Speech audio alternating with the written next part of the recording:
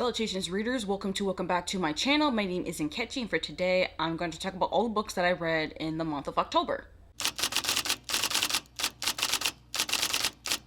So, October. Well, it was kind of a mixed bag of a month. Reading wise, I definitely found a lot of favorites, and I found a few books that were middling, and then a couple books that were like, not really as good. And I also did DNF a few books as well. I won't go through all of the DNFs here, but I would like to at least mention those DNFs, at least, even though some of y'all are already aware of a few. But yeah, the month of October was a little bit of a weird month, not gonna lie. Weather-wise, we finally got some fall, and then it started to feel like a weird summerish kind of feeling for some bits, and then we started having snow on Halloween. It was really, really weird. But regardless, Blackoween though, I did try my best with Blackoween. I did manage to be Investigator Thorough in one location, but I was not able to become Investigator Thorough in another location, unfortunately. So, one location down, 6 more to go, but that's pretty much the bare bones as far as Blackoween went. I did try. I definitely lost momentum and steam halfway through the month as far as reading so much horror, mystery, and thriller. My brain was like, okay, I think we had enough horror for 1 month. I pretty much just pivoted to reading fantasy, living in my comfort zone. So yeah, it's not like I didn't try, but even some of the books, they didn't quite fit. Other books they did, but it was very much a mixed bag, but we'll definitely get into that soon. But let's really talk about reading stats. So for the month of October, I read 11 books, which I really was hoping that it'd be more of an even number, but I didn't manage to read more, so that's what I had. So 11 books, which is pretty good, not gonna lie. All things considered, especially in the past few months, I've been reading like about half of that. Number of DNFs, 4. Some of them are soft, some of them are hard, so got a mixed here. Pages read, 609 pages. This is definitely the lowest amount of physical/digital pages I've read in a month, especially in a long while. I don't know, October was just not the month for me to be reading with my eyeballs for some reason. I don't know why. And that's why for hours listen, it is 98.17 hours. Audiobooks was the most read format that I've read in the past month. And I have to say, I'm just like, damn. I just wanted to just listen to an audiobook. Just audiobook this, audiobook that. Let's listen to an audiobook. Even if I'm reading like an e-arc or having a physical copy, I just wanted to just listen to an audiobook. And that's just what happened. So I was like, okay, I guess.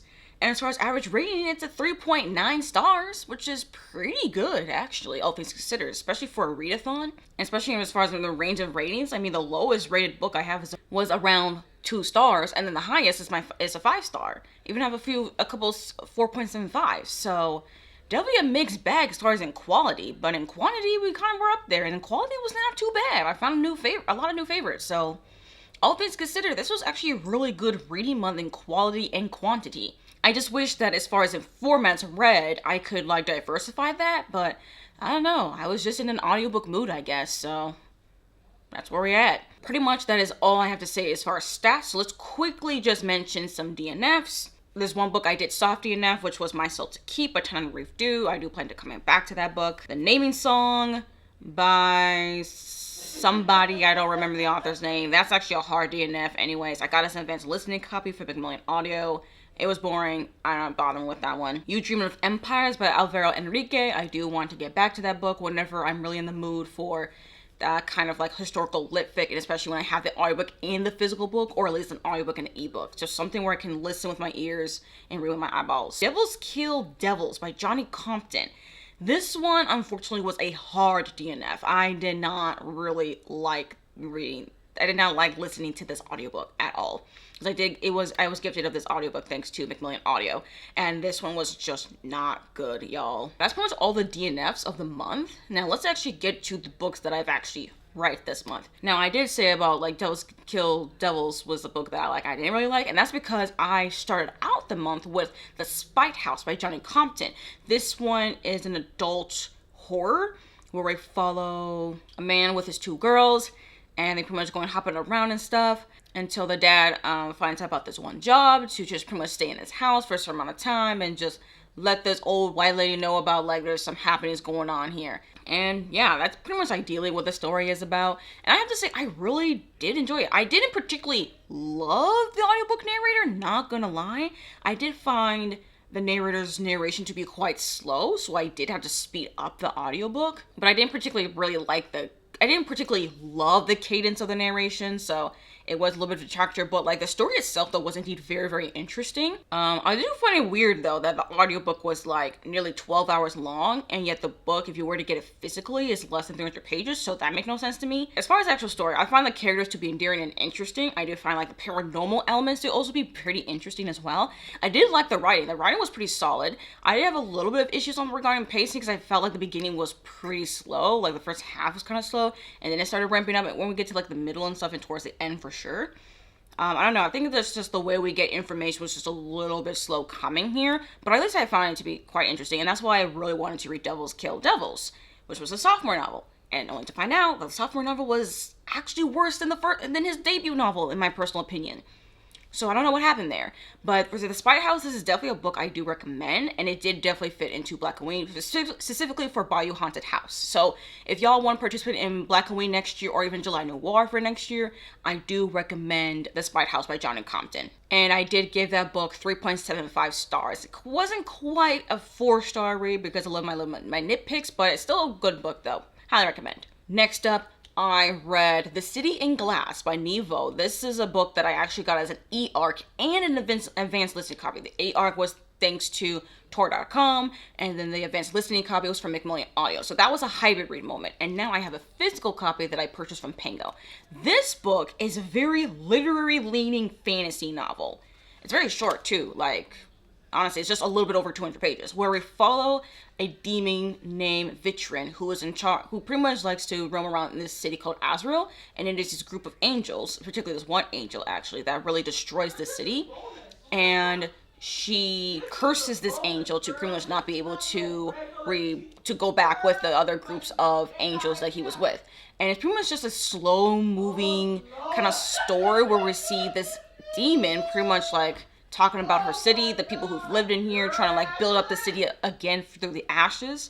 And in a way, it is a love story. There's a bit of a love story in between the angel and demon, but it's not like a romance, okay? So don't come in here thinking there's a romance between an angel and a demon. It's not like that. That's not that kind of love story. Again, it's a love story, okay? Feelings develop, but not like a romance. Just to be sure. Just be sure. But also the more prominent love story, though, is regarding the love between Vitrin and this city, actually. And the people there. Like, sure, these people, like, they're not the most greatest of people, but like they're people that she still cared about nonetheless. And it's just so fascinating to me on how like Nevo can really write a story like this, that it's really more plotless, honestly.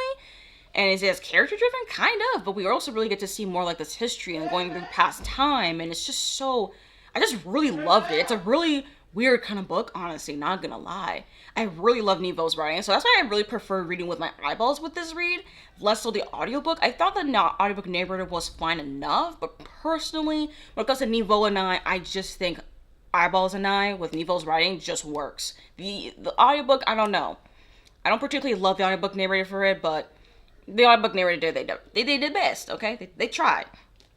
I did give this book 4.75 stars because it was starting to lose me a little bit towards the end, because I was like, wait, what happened here? The ending, I'm not really sure what happened there, but it's Nevo, okay? She just can't do no wrong in my eyes. And that's why I'm so excited that I have a physical copy of one of my new favorite books. Definitely a favorite of the month for sure. And I do recommend it, especially if you are a fan of Nevo's writing, for sure. Go with this. Now, if you're not, I don't really recommend it for the folks who don't love her writing. If you don't love her writing, don't mess with this book. Okay, just don't mess with it. Okay, but if you're a fan, pick it up, try it out. Next up, I read Even Though I Knew the End by C.L. Polk. This is a queer historical mystery novella that takes place in, I actually forgot, I think it takes place in Chicago in the 1920s-ish. And there is some mystery, and to be quite honest, I didn't particularly think the mystery element was really as prominent. That's why I'm kind of hesitating with this book to see if it really fits into Blackoween or not, because I'm just like, I don't know. It was a little, the mystery wasn't as prevalent as I really hoped it was, which is why I even picked up the novella in the first place. It's for Blackoween, for Saint Germain Graveyard. But it was very loose on the mystery, so that's why I'm like, it doesn't quite fit. So if you're wondering about this book for Blackoween or July Noir next year, I don't really quite recommend this one. This was just more fantasy, historical, more than like a mystery to me. And that's also why I give this book like 3.5 stars, because I was like, well, it's still pretty solid enough for like historical fantasy. But as far as the mystery element, not very strong. Granted, though, it is a novella, so like, so like, I don't know. I don't think C.L. Polk is quite the author for me as far as like the novella space. It just didn't quite work for me. All right, next up, I also read Delicious Monsters by Salome. This is a young adult horror thriller that's also psychological, actually, kind of like a psychological thriller, really, where we follow pretty much two characters. It is dual POVs. There is one character named Brittany, who is trying to learn about the story of what happened to Daisy that happened 10 years prior in this one house regarding her mother, and it's something about a girl dying, and yeah, there's a lot going on in Delicious Monsters. Lizelle Simbri and I tried to read Blood Like Magic twice, and I did DNF it. In fact, with Delicious Monsters, I even wanted to DNF this book myself. However, I just thought to myself, you know what? Give it a couple of days away from the audiobook, come back, we'll see where things go. And honestly, best move for me personally, because I end up loving this book. I truly do recommend the audiobook, not gonna lie. And I read this one for Bayou Haunted House, and there's a lot in this book, okay? Like, Lizelle Simbri does provide content warnings, because this is a heavy read. The theme here is really about missing Black girls. So there's a lot about that, and also about child abuse. Whether on page or just mentioned as well, especially for both Brittany and Daisy. So there's a lot of child abuse and sexual abuse as well of a child. It's a lot. There's a lot. There was content warnings provided, so please, as much as I do recommend this book, because I also give this book 4.75 stars. Mostly it wasn't a 5-star because I felt like in the beginning I was having some difficulty. It could be more of a me thing and less of a book thing, but I don't know. But I will have to say, though, that this is definitely a heavy read, and I do recommend this, especially for Blackoween, but definitely, like, take your time with this one. This is not something you really want to rush through, because there is a lot here. It is a long book as well. It's, like, nearly 500 pages, but if you were to have it physically, and the audiobook was pretty long as well. But it's just a lot to really go through in order to really understand what's really happening. And as far as the pacing and the writing, I definitely prefer the writing in this book, and the pacing is pretty solid for the most part. I do find, though, when we switch back and forth between Brittany and Daisy to be a little bit more jarring. At the beginning, I was more interested in Brittany's perspective, but then later on, I was more interested in Daisy's perspective. So, I don't know, I definitely flipped back and forth as far as which one I was more invested in. So that's why I'm like, not quite a 5-star here, but it was still really good, especially for thematically and especially the way that it ends as well. So definitely recommend Delicious Monsters by Lizelle Simbri. All right, next up, I read The Ballad of Black Tom by Victor LaValle. This is a historical horror novella that's pretty much a retelling of one of H.P. Lovecraft's short stories, and it's pretty much like showing like a lot of like cosmic horror. I'm not really sure what short story it really is a retelling of. I'm not familiar with H.P. Lovecraft besides the fact that he's problematic and a lot of his stories is problematic, so that's kind of all I really know. And yeah, I kind of struggled with this novella, not gonna lie, because I'm like, I don't know. This novella was kind of a little bit of a blur. I ended up giving it 3.5 stars, because I did like the audiobook, but then we switched perspectives from away from like our main character to like this white cop, and I really did not care about his perspective at all. I do understand in the grand scheme of things why, but like, I don't care. I didn't care for his perspective. I don't know. I just don't know if cosmic horror is really my kind of thing, to be honest, as far as reading. I don't think I've ever read cosmic horror. I'm not really sure even how to even identify a cosmic horror, because I'm just like, I don't really get that. I don't really know what that really is, but I gave it 3.5 stars, because I was like, the story novella itself is pretty solid, and I did like Victor LaValle's writing, so I do look forward to reading more from him. It's just that this novella in particular, I'm just like, didn't quite really work for me, personally. But I don't know. It's definitely a book, though, I would recommend, though, for Blackoween. I think I read this one for Saint Tremaine Graveyard. So I do recommend it at least for that. Other than that, about the book. But I definitely do want to read more from Victor LaValle in the future. Next up, I also read Skin Folk, a short story collection by Nello Hopkinson. This one is a collection of just, like, fantasy horror short stories. And they have a wide range. It's pretty much just like a lot of these short stories feature folklore and mythology from the Caribbean. I don't remember what part of the Caribbean, though. That's the thing I don't really remember. And honestly, this short story collection didn't really stick with me. as much. I didn't really like it even. Also, I do not think Bonnie Turpin as a narrator is really the narrator for me. So I'm just like, that didn't help things either. I think, yeah, I did mention this in my autumn vlog that Bonnie Turpin and I now we just don't really mesh well as far as reader and listener. It doesn't really work for me.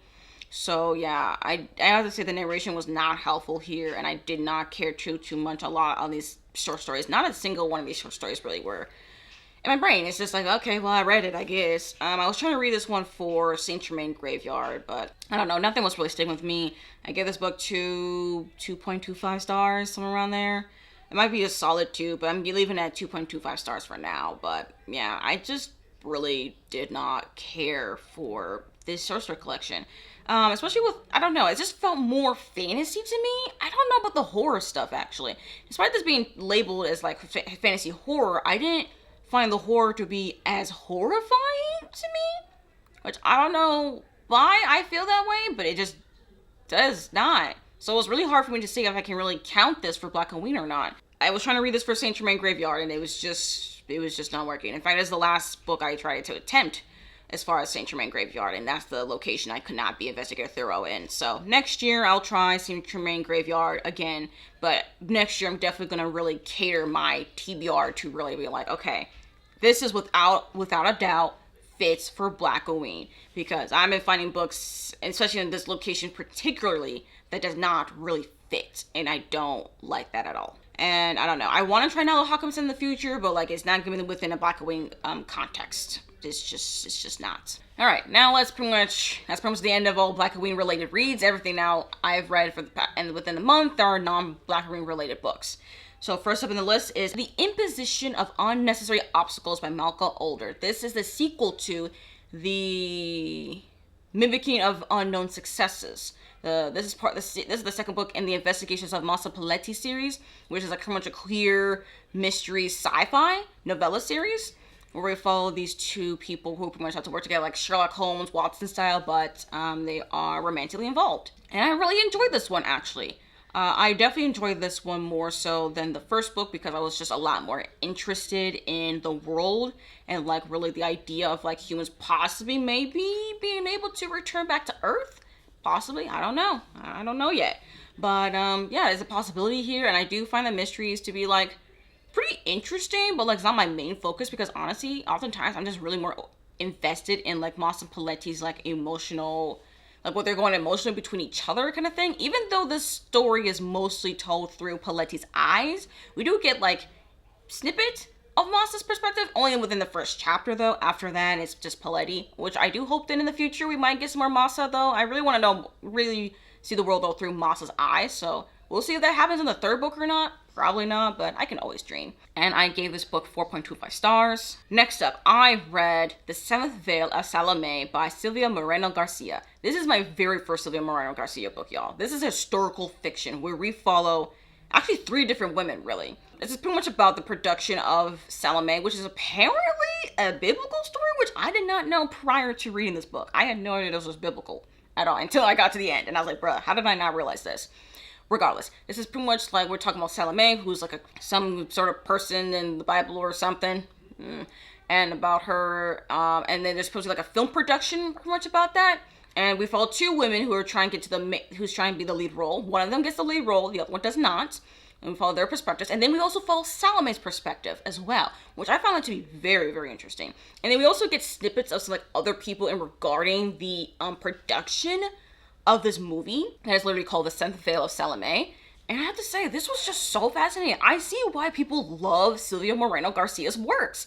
Like, whether they want to just read every book she's reading, whether they love her previous work or not, it's like, you just want to read it. And like, I ate up this audiobook. I love the fact that this was like a huge cast of narrators, which sometimes I do and sometimes I don't. In this case, it makes sense, especially since like we're talking about like a film production. It makes sense to me to have more than one person's perspective. We get like perspective of the director, we got perspective of an agent, we got perspective of like lovers between the 2 main girls we were following. And the fact we get the perspective of Salome herself as well, I found it to be so fascinating. I really loved Silvia Moreno Garcia's writing, and I think the narrators were the perfect people to like narrate these different voices. So I really do look forward though to having a physical copy of this book. So very, very exciting. So yeah, I really want to read more of Sylvia Moran Garcia's works, and I gave this book 5 stars. Definitely the best book I read this month. And then the rest of the month, we kind of go a little bit down here. I was kind of meandering around here for the remainder of the month. I read Bryony Roses by T. Kingfisher. This one is like a fantasy romance. It's a Beauty and the Beast retelling. And I don't know, I've definitely gotten to the point where I'm like, yeah, I don't think T. Kingfisher's fantasy retellings are really for me, whether they have a prominent romance or not. Because I really was not invested with this romance. I'm just like, eh.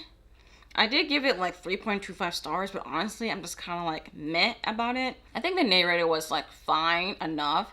The main character, Bryony, was a likable character in of herself, but like, I don't know, the whole curse with the bees and the house, I'm just like, I don't know. It's just I don't know. Like, T. Kingfisher's writing is good. I just don't end up really liking if, like, it's a fairy tale retelling, which is weird to me because I feel like Net, Nail, and Bone is the only exception to that because it's not a particular retelling of a particular fairy tale. It's definitely regarding fairy tales, but like it's not a particular fairy tale, I don't think. At least not that I know of. Other fairy tale retelling ones I have tried reading, I don't end up really enjoying as much, or I think it's like a 3-star-ish book. And unfortunately, this one was just like, to me. I mean, I'd recommend it if you just want like a quick read, but like other than that, I'm a pass. So yeah, not really memorable with Bryony Roses, unfortunately. Then next up, I also read Odd Spirits by S.T. Gibson. I was gifted this finished physical copy thanks to Angry Robot Books, actually. And this book is a prequel novella to the Summoner Circle series. So that's like Effication, Ascension, and all these other books.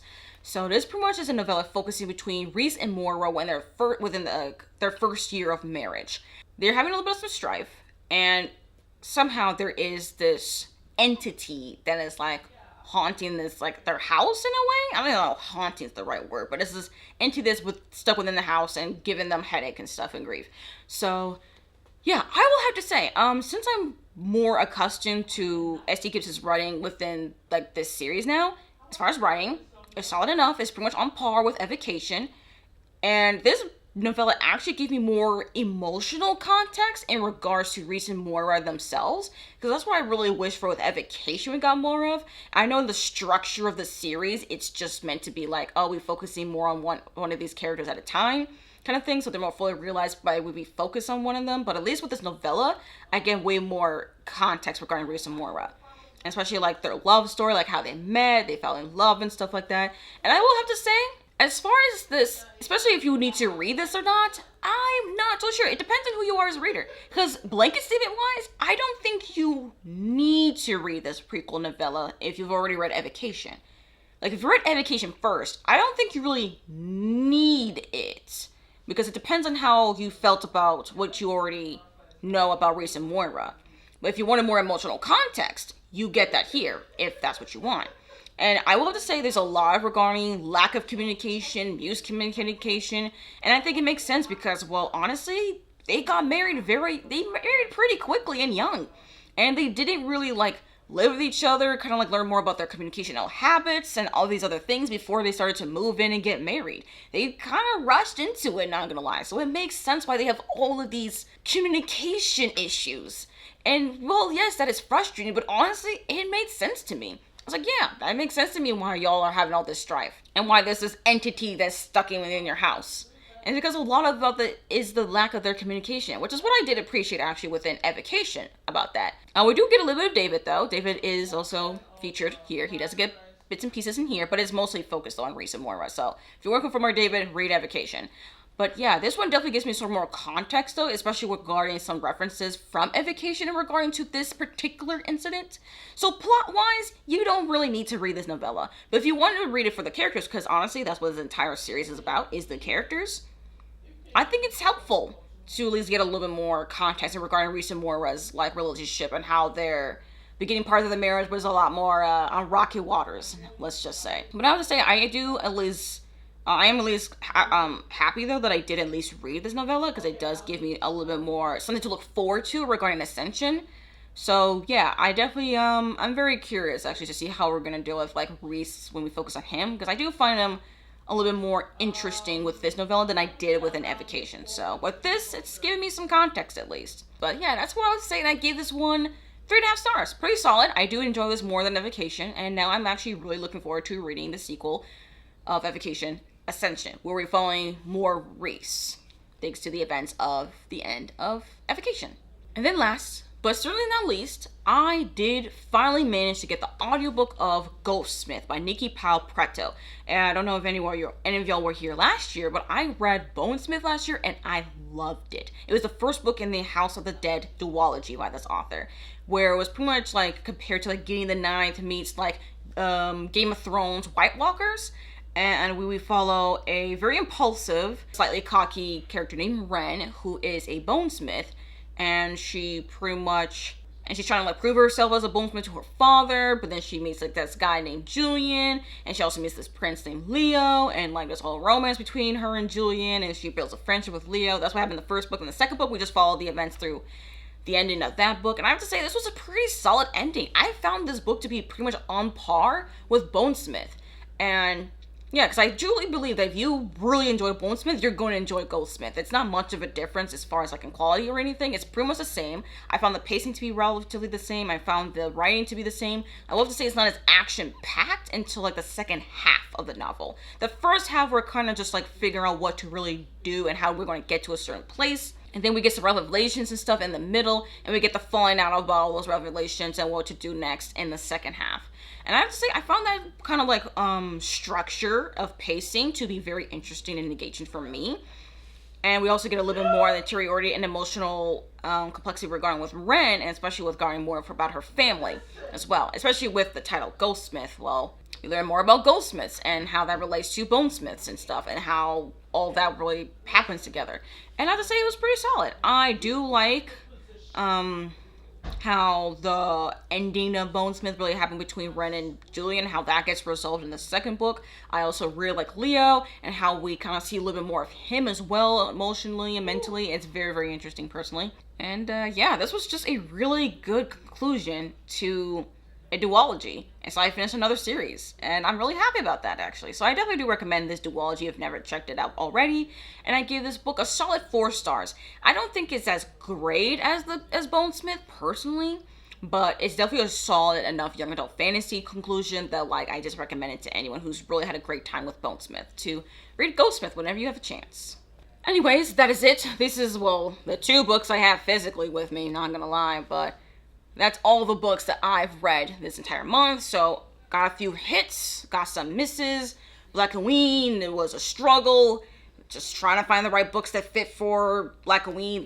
That really was like, without a doubt, Blackoween. So for sure, something to think about for next year for Blackoween is definitely having a much more stricter TBR to make sure that like, okay, these books particularly fit for Blackoween because they're no, like they were without a doubt horror first, mystery first, or thriller, suspense, crime first. So that's what I'm going to do for next year, is make sure that they're Blackoween first and not other genres second. So definitely something to learn for sure, and to make sure I can be better prepared for next year. But regardless though, that's it. Blackoween was still fun though, regardless. I really enjoyed being in the Discord, being in the sprints, and trying to like create all these TBRs. Like, it was a fun time. I really am glad that I was able to participate in Blackoween this year. So thank you, Bree from Multiplication, for this readathon. And yeah, looking forward to November actually. Anyways, thank you all for watching this video. If like this video, if you like it, comment down below your thoughts on October. I am curious though, what are some books that y'all read, like, or especially if you participate in Blackoween, like what's like your favorite book that you've read for Blackoween? Because for me, I think my favorite book would be Delicious Monsters. Yeah, that's my favorite book, with the Spite House being the second favorite. But yeah, those 2 books, those were my favorites for Blackoween. So I'm very curious to hear y'all's thoughts on Blackoween, how that went for you, if you participated. If you did not participate, what are some other readathons you participated, some books you've read. If you did not participate in any readathons, what were some books you've read that ended up being favorites? I'm very curious about that. Not gonna lie. Or some books that you ended up not being a favorite. Whichever one, you know? And you've made it this far into the video, and you have nothing else to say, but you want to leave me an emoji. You can leave me a building emoji in honor of the city in glass, or you can leave me a rose emoji in honor of Odd Spirits, just for the 2 physical books I have with me.